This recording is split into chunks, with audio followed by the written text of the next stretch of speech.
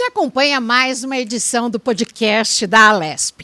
Em 2023, a deputada Dani Alonso, do PL, foi pega de surpresa ao ver seu projeto de laudo único para diabetes tipo 1 bombar na internet e ser copiado por assembleias de outros estados. Detalhe, em novembro virou lei. Em seu primeiro mandato, a deputada revela a dificuldade de uma mulher interiorana entrar para a política sobre a falta de incentivos para que isso aconteça. Fui eleita, com mais de 80 mil votos, a primeira deputada estadual mulher, da história do Oeste Paulista a ser eleita. Na verdade, nunca elegemos nenhuma mulher e nenhuma mulher federal nem estadual.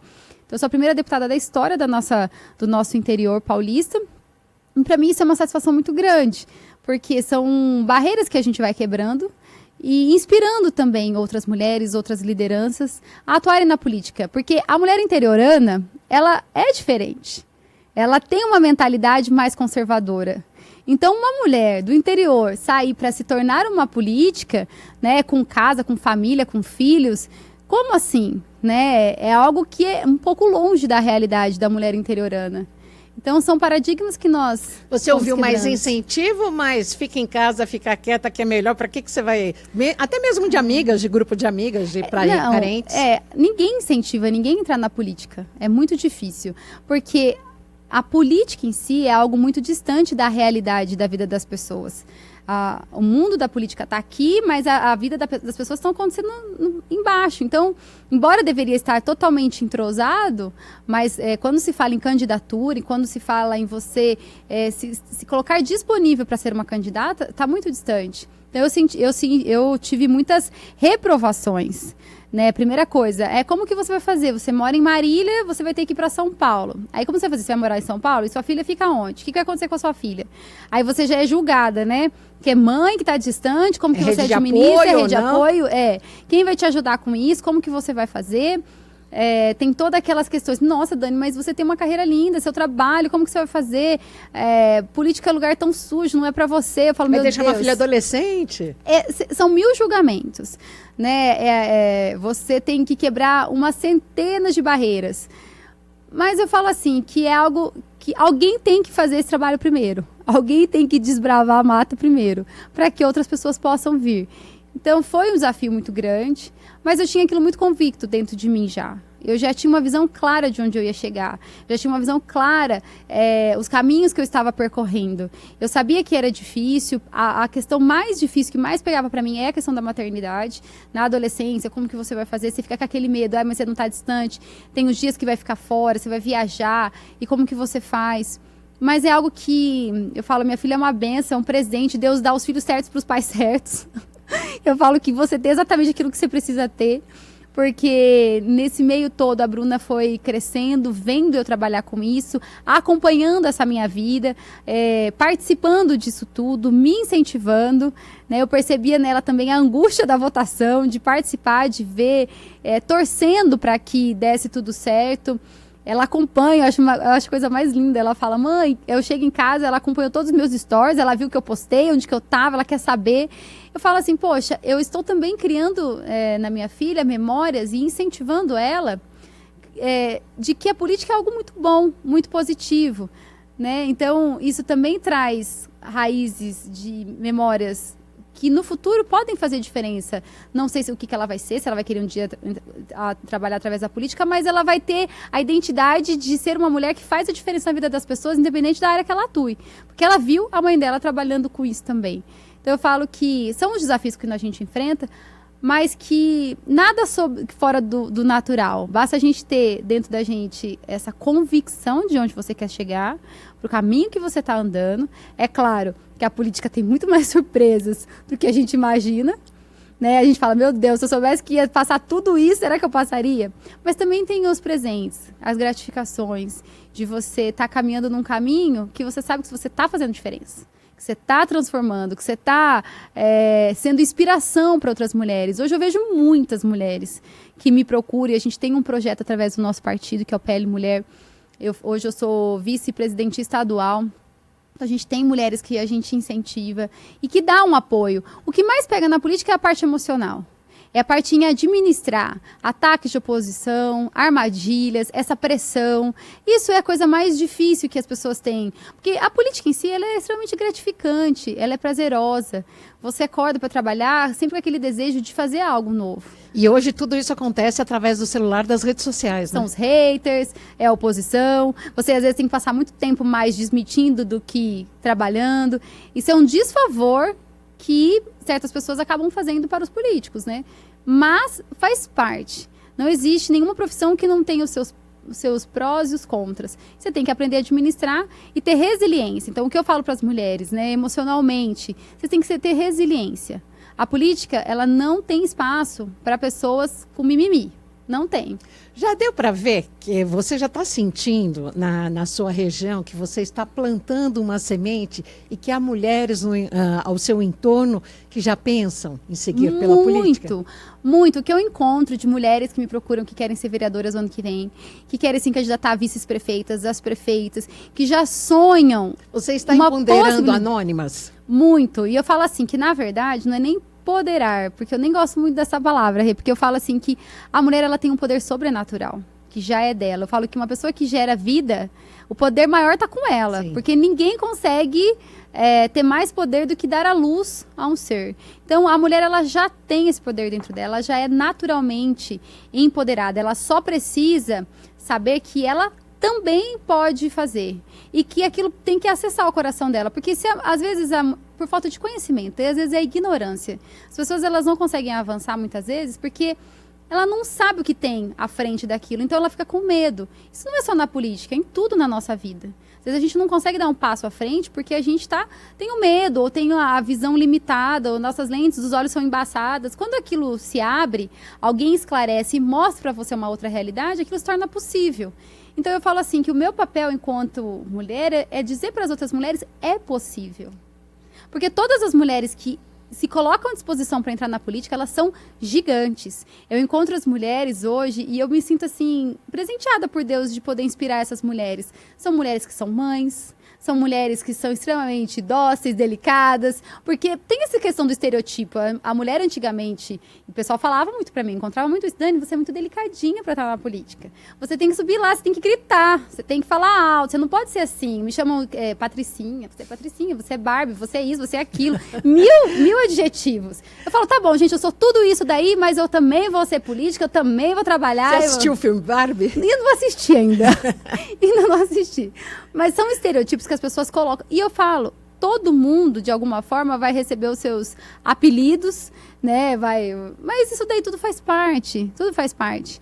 Em algum certo momento, eu ficava pensando assim, mas será que eu tenho que ser mais firme? Eu tenho que brigar mais? Eu tenho que falar... Mas não é o meu jeito de ser. Eu estava sendo fora do que eu sei ser. O meu jeito de ser forte... É brigar de uma determinada maneira. Não é brigar gritando, não é brigar desrespeitando, não é brigar no mediatismo, no gogó. Porque tem muita coisa que fica só aqui. Tem gente que tem dom de falar, tem gente que tem dom de estudar e ir lá e falar. Mas quando você vai ver de concreto, ela não executou nada. O meu dom é de realização. Eu sei que eu tenho esse dom. Porque tudo que eu coloco a mão, eu faço acontecer. Então, o meu dom não é ficar provando para as pessoas que eu sei fazer, mas é eu ir lá e fazer. Conta pra gente, como é que é, em menos de 6 meses de mandato, estar bombando nas redes sociais com um projeto que você apresentou envolvendo um público gigantesco no país, que é o público de diabéticos? Bom, na verdade, Rê, o que eu falo é assim, nós, enquanto políticos, eu não tive a carreira política, não nasci no meio político. Porém, eu sempre aprendi que na vida você tem que estar com os seus ouvidos atentos e o seu olhar atento às necessidades que surgem. A minha vida sempre foi no empreendedorismo, sempre trabalhei com público, sempre trabalhei com pessoas, sempre gostei de ouvir muito meu cliente. Essa foi a minha vocação e esse sempre foi a minha escola de vida. Então, tudo aquilo que você aprende enquanto jovem, enquanto criança, adolescente, na sua vida...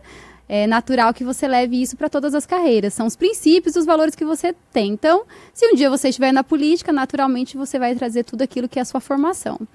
E esse projeto, para mim, tem sido uma grata surpresa, porque, de fato, eu não sou médica.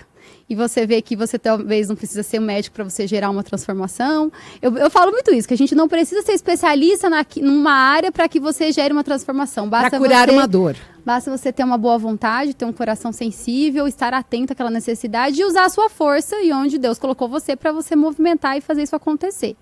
Então, não é a minha área, mas eu tenho uma médica na nossa cidade que eu tenho que fazer menção ao nome dela, a doutora Gesselina Aber, que é uma grande médica na nossa, não só Marília, mas referência na nossa região, no nosso estado. Ela é endócrino pediatra. Ela é endócrino pediatra e ela alcança muito o coração das mães, porque de fato você vê que ela tem uma vocação. Isso é uma vocação, é um dom, uma missão de Deus para a vida dela, a medicina e principalmente quando se fala em diabetes. E ela é tia, inclusive, da minha filha. E aí um dia conversando com ela e ela começou a me expor toda a necessidade, né, e toda a carência que o público de diabetes tipo 1 sofre por algo que, teoricamente, aos nossos olhos, parece ser tão simples. E aí ela foi me desmistificando tantas coisas que eu, muitas vezes, não tinha noção. Porque, enquanto políticos, Renata, é o que eu falo, a gente não tem obrigação de saber tudo, né, e a gente não sabe tudo. E eu, muito pouco, tenho muita coisa ainda para aprender. Mas eu sou curiosa. E eu gosto de aprender. E quando as pessoas começam... E eu entendo de processos, eu entendo de gestão, eu entendo o que é complexo para ser feito e o que não é. Porque isso sempre foi a minha formação, eu trabalhei com isso. Então, quando alguém me passa algo, eu sei se aquilo é viável, se não é, se é possível ou não, e se tem como eu lutar por aquilo e conquistar. Eu escolho as lutas que eu vou brigar, eu escolho as lutas que eu vou entrar, porque eu sei que eu vou entrar para ganhar. Então, quando ela começou a me passar e me relatar esse caso... Eu falei assim, mas a gente precisa então o quê? Primeiro passo, são muitas. Quando eu estou aprendendo sobre diabetes ainda, não é algo que eu sou uma especialista. Mas ouvindo ela, eu comecei a sentir essa compaixão de lutar por essa causa. A empatia. Uma empatia mesmo, de ver essa grande necessidade. E aí esse projeto foi algo que eu apresentei. E a gente, aqui na casa, eu já apresentei mais de 50 projetos. Que é o projeto 1015 de 2023, Isso. que determina que o laudo médico do DM1, do diabetes tipo 1, tenha validade indeterminada, assim como do autismo. Exatamente. E aí ela me explicando que não tem cura, é uma doença que você tem que fazer o tratamento constante, então não tem o porquê você ter que ficar renovando esse laudo. Quando a pessoa ela tem uma condição financeira, que ela não depende do poder público para poder ter acesso à medicação, talvez isso não tenha um impacto tão grande, porque ela nunca vai ficar sem a medicação. Mas quando você vê as pessoas que mais precisam, elas ficarem sem a medicação por algo que já é parte da vida dela, que é só uma renovação de um laudo, e ela tem que ficar muitas vezes sem o acesso, sempre naquela burocratização, preenchendo papelada, documentação. A cada 3 meses você tem que levar um novo laudo. Você estava me explicando saúde. Que, inclusive, é uma Sim. realidade da sua vida, Sim. né? E eu falo assim, poxa vida, se é algo que a gente tem hoje, a tecnologia tão ao nosso favor. Hoje, todo o sistema de banco de dados na nossa vida já está aqui. Por que a gente ainda fica refém de um papel, de uma renovação, que você tem que ir lá, passar por um médico? Então, a gente vê que muitas coisas no sistema público foram feitas para não funcionar. E enquanto a gente... E como políticos, eu falo, eu sei que eu não sou eu não estou no poder executivo, meu é o legislativo, mas a gente também tem um olhar de gestão e execução, para como executar aquilo, como fazer aquilo funcionar. Então eu falei assim, não, a gente tem que usar a tecnologia ao nosso favor, a gente tem que facilitar a vida dessas pessoas. Isso não é algo inconstitucional para o governo, já é possível, já aconteceu com o autismo, então assim... Não vai aumentar as despesas. Não vai aumentar as despesas, pelo contrário, a gente vai desburocratizar, facilitar, né? Quantas consultas, às vezes, pelo próprio SUS, o paciente tem que ir lá, usar o mesmo médico, que já está, para poder preencher toda a documentação, pegar um laudo, sendo que outras doenças você pode estar fazendo outras consultas com outros pacientes. Então, na verdade, você facilita, você desburocratiza. E o médico perde muito mais tempo preenchendo os laudos do que atendendo as pessoas, dando um olhar, querendo saber da saúde mental ou de um machucado no pé para quem tem diabetes, que é tão importante. E às vezes você perde aquele momento tão precioso com o médico, que é de fato ter essa consulta, essa conversa, esse apoio, por conta de documentação empapelada. Então eu falei assim, gente, não faz o menor sentido. E aí, dentre os projetos que a gente apresenta, eu já apresentei mais de 50 na casa, e você tem que escolher qual que é o que você vai lutar para que seja aprovado o quanto antes. Então, esse foi eu falei, não, eu quero escolher esse, porque eu sei que é uma necessidade extrema, é algo que está, que a gente não pode esperar, porque saúde, eu falo que muitas coisas a gente pode negociar, mas saúde é inegociável.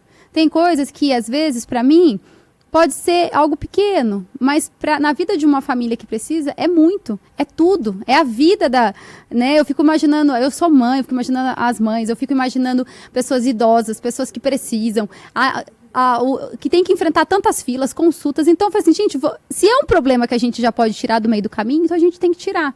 Então, ele é um projeto que ele chamou muita atenção, foi replicado em mais de 7 estados, no Congresso Nacional. Assim que eu apresentei, já começaram outros estados a copiar. Gerou essa repercussão e me chamou a atenção, e eu falei assim, talvez seja algo que a gente tem que agora dar mais atenção, cada vez mais nos aprofundar. Esse é o primeiro passo, é apenas um passo que a gente deu na luta, né, do diabetes tipo 1, que pessoas que têm, mas a gente também pode avançar e aprofundar em outras questões também. E de Marília para Osasco, com base eleitoral em Osasco, o deputado Rogério Santos, do MDB, sentiu um grande impacto positivo ao desembarcar diretamente da Câmara de Vereadores para a Assembleia Legislativa de São Paulo. Na Casa do Povo, o parlamentar quer lançar projetos que façam a família ser protagonista no papel de educar as pessoas. Os votos que eu tive, uma parte deles, claro, está na minha cidade, mas eu recebi voto, Renata, em mais de 300 cidades do município.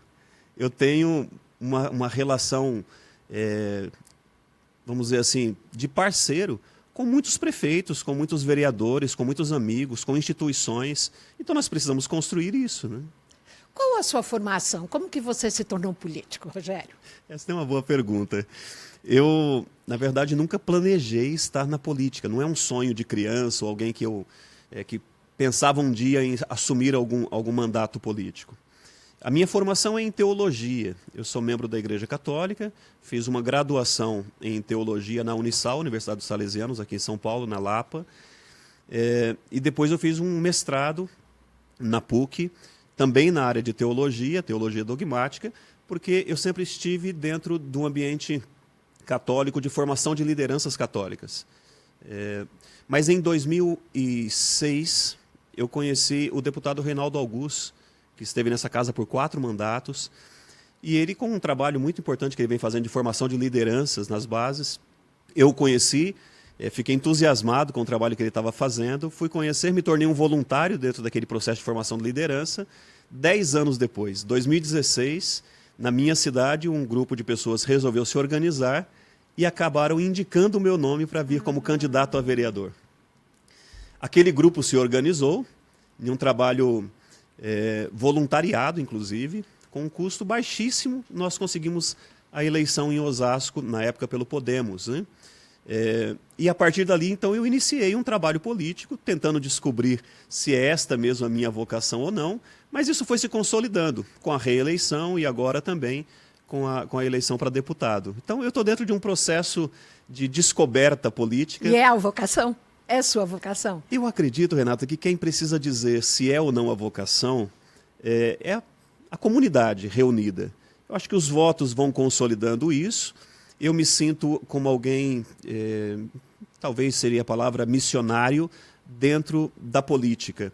A vocação ela se consolida com o tempo. Eu espero que seja, porque eu tenho gostado, sobretudo, desse papel de mediador, de fiscalizador, mas também de alguém que está propondo um caminho possível na política, junto com todo esse grupo que a gente disse.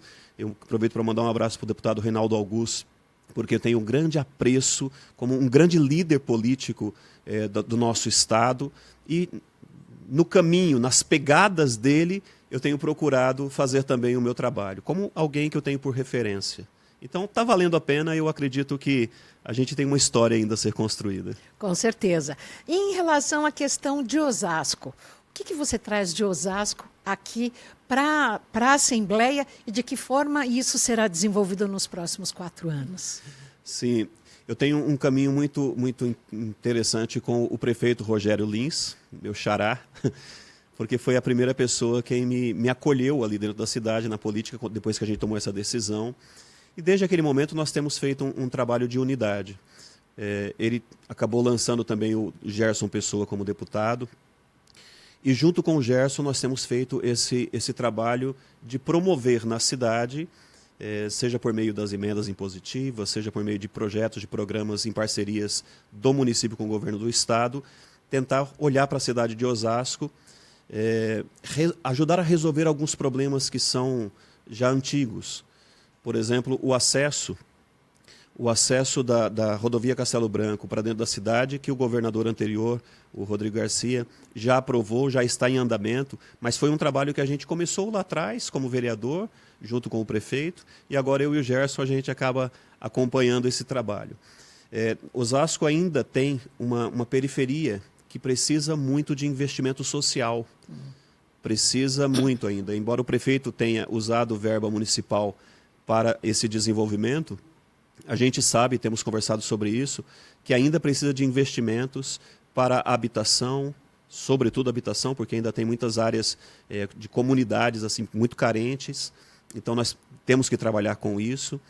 A questão da saúde, que não é um problema só de Osasco, é um problema geral, inclusive agora a gente está tentando viabilizar um recurso até alto para a cidade de Osasco poder investir nas UBSs, são mais de 30 UBSs dentro do município, que precisam de investimentos, então a gente está viabilizando isso. Ou seja, tem demandas para a cidade de Osasco que não dá para ficar mais esperando. Porque Osasco ele acaba sendo um polo regional de outros municípios mais carentes no entorno, né? Sim, Osasco se tornou, hoje Osasco o segundo PIB do estado de São Paulo. Tem uma arrecadação boa, investiu em tecnologia, mas ficou muito tempo sem políticas públicas aplicadas. Até boas ideias, mas com poucas aplicações.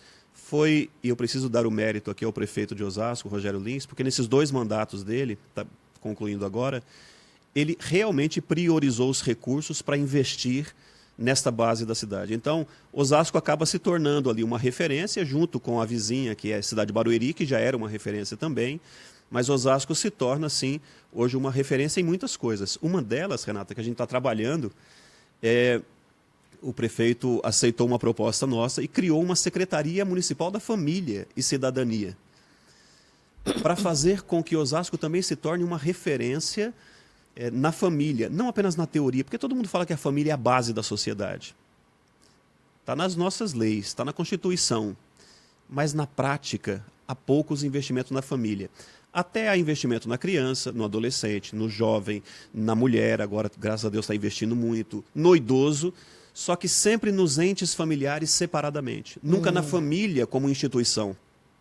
Então foi criada essa secretaria, agora recente, tem alguns meses, que já começou a trabalhar na questão do fortalecimento de vínculos familiares, intergeracionais, na prevenção de drogas, problema do suicídio hoje na adolescência, que está grave, na juventude. Então, a proposta é que a gente consiga fazer da cidade de Osasco uma referência nacional. Um modelo, um case de programas para a família. Esse case que você quer trazer aqui, que você traz para a Assembleia? A proposta ainda, porque o case está sendo desenvolvido testado, lá, está sendo testado. Mas numa oportunidade em que estive com o governador, Tarcísio, nós já falamos sobre isso, eu conversei sobre isso, e que era muito importante fazer do próprio estado de São Paulo, que tem todas as condições para isso, também uma referência. Por que o estado de São Paulo não pode ser o modelo de um estado no Brasil que prioriza a família, que coloca a família de fato na base e desenvolva políticas públicas concretas para esse fortalecimento dos vínculos familiares? Porque o que nós temos assistido, Renata, no Brasil, de um modo geral, talvez a gente pode falar no mundo, mas para a gente ficar restrito à nossa nação, é que os jovens estão desorientados, na grande maioria. Os professores que recebem as crianças e os jovens fazem o seu papel, o seu esforço, mas não dá para suprir o papel que era da família. Quem educa é a família, pai e mãe. Quem educa é a família, exatamente. Então, se as instituições não cumprirem cada uma delas o seu papel, por exemplo, a instituição familiar não cumprir o seu papel, sobrecarrega as demais instituições. Então, a instituição educação tem que absorver, além do ensino, também um papel educacional. e não dá conta, porque o professor primeiro que ele não tem essa obrigação. E muitos deles nem foram preparados para isso. Aliás, a grande maioria não foi preparado porque a universidade, pedagogia e outras formações não preparam para substituir o papel de pai e mãe. Não é o papel dessa instituição. E isso se desdobra nos problemas de segurança. A instituição de segurança tem que lidar com isso aqui. Prevenção de álcool, drogas também por meio da segurança. Enfim, a própria religião acaba padecendo, sofrendo as consequências, porque na base a família não dá o instrumento primeiro, a educação primeira, os valores, os princípios que precisam ser dados. E a gente vê isso refletido, sobrecarregando as demais instituições. Então, o que eu já apresentei ao governador, em uma fala mais geral, ainda nada rascunhado, mas que era importante que o Estado de São Paulo começasse a olhar para o papel da família como prioridade dentro das políticas públicas familiares, das políticas públicas. Eu acho que nós temos um caminho aqui. Eu poderia dizer, essa é a minha principal pauta aqui dentro da Alesp, é como desdobrar projetos que façam a família assumir o seu protagonismo. A família não precisa de um Estado tutor, de um Estado paternalista que fique ali fazendo o seu papel. O que a família precisa é ter instrumentos para que ela assuma o protagonismo, pai, mãe, avós, tios, cada um saiba quais são os seus papéis dentro desse processo de educar a família, os filhos, para serem boas pessoas e bons cidadãos. A gente resolveria muitos problemas se o investimento inicial estivesse na família. Renata, na Colômbia, eles investem... O que é investir na família? É isso que a gente está dizendo. Primeiro, trazer os pais... Primeiro que tem que ter investimentos mesmo, de curso, de formação, porque... Eu não sei, a gente pode dizer assim, nós viemos de um tempo em que os pais sabiam, inclusive, qual era o seu papel dentro da família. Hoje, a maioria dos pais novos, recentes, não sabem qual é o seu papel. Por quê? Existem outras prioridades. Então, o que o governo, o Estado precisa fazer? Investir na capacitação. Primeira coisa, investir na capacitação da família, dos pais. Por exemplo, um dos programas que é até do governo federal... e nem é do último governo, já vinha desde o governo da Dilma, se eu não me engano, é um programa chamado Famílias Fortes, que capacita gestores de escolas, capacita voluntários que queiram participar, para dar dentro das próprias escolas formação para o filho, para o jovenzinho que está ali, e para os pais. E isso tem custo. É possível, até por meio de emendas, fazer alguns investimentos. O deputado Henrico Mizaz investiu muito nisso também, enquanto estava como deputado. Mas o governo precisaria dispor de recursos para investir nesse tipo de capacitação de gestores, de professores, de voluntários que sejam, para que eles trabalhem na base com o fortalecimento das famílias. Depois, existem outros projetos que parecem ser de outras áreas, mas que estão diretamente vinculados à família. Por exemplo, quando a gente fala de mobilidade urbana, o que isso tem a ver com a família? Tem tudo a ver. Porque, veja... Maior qualidade de vida, a pessoa perde menos tempo no trânsito e fica mais em casa. Ou a mãe, a gente fala assim, a mãe precisa estar mais com o filho, porque é importante que a mãe esteja mais com o filho. Só que a família tem necessidade, a mãe precisa sair para trabalhar. Então, o Estado precisa fazer o quê? Melhora, porque se a mãe fica 2 horas no trânsito para ir, 2 para voltar, são 4 horas fora de casa. Se melhora essa capacidade de mobilidade, a mãe vai ter mais tempo para ficar em casa. O mesmo serve para o pai, que está trabalhando fora. A questão do idoso. Às vezes a família precisa sair, mas tem que cuidar do avô, do pai. Por que não tem mais ou creches para idosos, centro-dias, que possam investir nisso para que a família possa trabalhar, os pais ficam cuidados pelo Estado, mas depois eles retornam para casa. Não de longa permanência, mas que voltem para casa. Só que tem um detalhe, enquanto está ali, você tem uma série de profissionais durante o dia que aquele idoso está sendo cuidado. Mas qual é a orientação que os filhos recebem no trato, no cuidado para com os seus pais que estavam ali? Não tem isso. Nenhuma. Então, por que nós não temos programas de formação para os filhos que têm pais idosos ou avós, de como cuidar, de como que tem que se dar essa relação? Então, são investimentos que o Estado precisa fazer. Um pouco disso a gente está começando a fazer lá na cidade de Osasco, ainda inicialmente, mas com uma perspectiva muito favorável, de que a gente vai ter muito sucesso nisso. Ô Hoje ficamos por aqui com o podcast da Alesp. Você pode nos acompanhar pelas plataformas digitais e também aqui na Rede Alesp. Tchauzinho!